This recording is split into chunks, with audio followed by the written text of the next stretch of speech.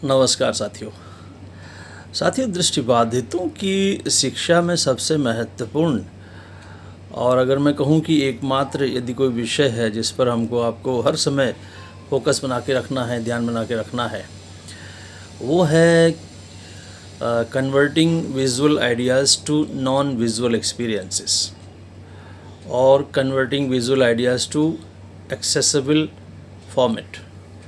यानी कि जो दृष्टिमूलक अनुभव है, दृष्टिमूलक जितने भी प्रत्यय हैं, आप देखें तमाम अनुभव जो आपको क्लासरूम में दिए जाते हैं सामान्य बच्चों को, तो जितने भी उसमें दृष्टिमूलक अनुभव हैं या प्रत्यय जितने भी दृष्टिमूलक हैं, विज़न से रिलेटेड हैं, उन सबको आपको अदृष्टिमूलक एक्सपीरियंसेस में बदलना है। या कि आप एक्सेसिबल फॉर्मेट की आप बात कर रहे हैं, दूसरा शब्द आपने इस्तेमाल किया।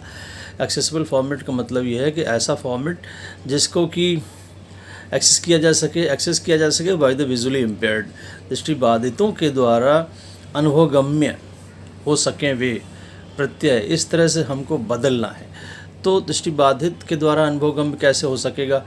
या तो आपको मालूम है कि हमारा दृष्टिबाधित जो बच्चा है वो ऑडिटरी लर्नर है और कानेस्थेटिक लर्नर है। यानी कि या तो वो सुनकर सीखता है या वो छूकर सीखता है ना। जो हमारी 5 सेंस ऑर्गन्स हैं उसमें अगर एक टोटल जो विज़न है वो टोटली यदि इम्पेयर्ड है तो उसके पास बची हुई 4 जो सेंस ऑर्गन्स हैं उनके माध्यम से वो सीखता है। तो ऐसे में अगर आप किसी भी प्रत्यय को जो कि विजुअल है, दृष्टिमूलक है, उसको आप टेक्टाइल या कि ऑडिटरी मोड में चेंज कर देते हैं तो वो उस बच्चे के लिए एक्सेसिबल हो जाता है। उदाहरणों से इस बात को आपको समझना होगा। वो ये है कि आप यूँ समझें कि जैसे ज्योमेट्री है, रेखा गणित में बहुत से प्रत्यय हर समय चित्र बनाना होता है। ट्रिग्नोमेट्री गणित में ज़्यादातर समय है ना, विज्ञान में है ना, ज़्यादातर समय आपको चित्रों की सहायता से बच्चों को बताना पड़ता है। तो आप इन बातों को कैसे समझाएंगे? तो आप यदि एक कोई टेक्टाइल डायग्राम बना देते हैं, है ना, कोई इस तरह का मटेरियल बच्चे के लिए उपलब्ध कराते हैं जिसको कि वो छू सके।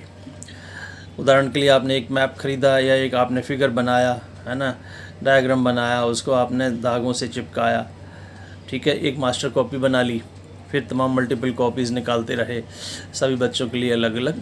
तो ये आपने क्या किया?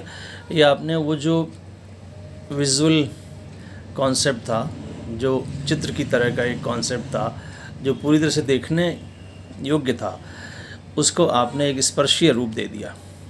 इसी तरह से किसी भी कॉन्सेप्ट को कह देना, बता देना, वर्बलाइज कर देना, इसको आप ऑडिटरी मोड में ले आए, है ना। जैसे आपकी मान लीजिए कोई मैप है, आप मैप कि यहाँ से वहाँ तक आप कैसे जाओगे, है ना, इसी सूचना को आपने रिकॉर्ड करके, है ना, बोल करके रिकॉर्ड कर दिया तो वो बच्चा आप उसको सुन लेगा, है ना। तो ये आपने क्या किया कि जो विजुअल पूरा जो कॉन्सेप्ट थी उसको आपने ऑडिटरी फॉर्मेट में चेंज कर दिया। तो मतलब कुल मिला के ये हुआ कि आप प्रत्ययों को ऐसे रूपों में बदल दे रहे हैं जो कि एक्सेसिबल बाय विजुअली इम्पेयर्ड है। ये आप और बच्चों के साथ भी नियमों को लागू कर सकते हैं। हमने दृष्टिबाधित बच्चों का उदाहरण यहाँ पर लिया है। श्रवण बाधित के साथ भी ऐसा हो सकता है कि जो जितने भी ऑडिटरी कॉन्सेप्ट्स हैं, है ना, जिनको जैसे आवाज़ है, आवाज़ को कैसे एक श्रवण बाधित विद्यार्थी, है ना, सीखेगा, ठीक इस तरह से दृष्टिबाधित विद्यार्थी के संग कि वो जितने भी दृष्टिमूलक प्रत्यय हैं उनको कैसे सीखेगा।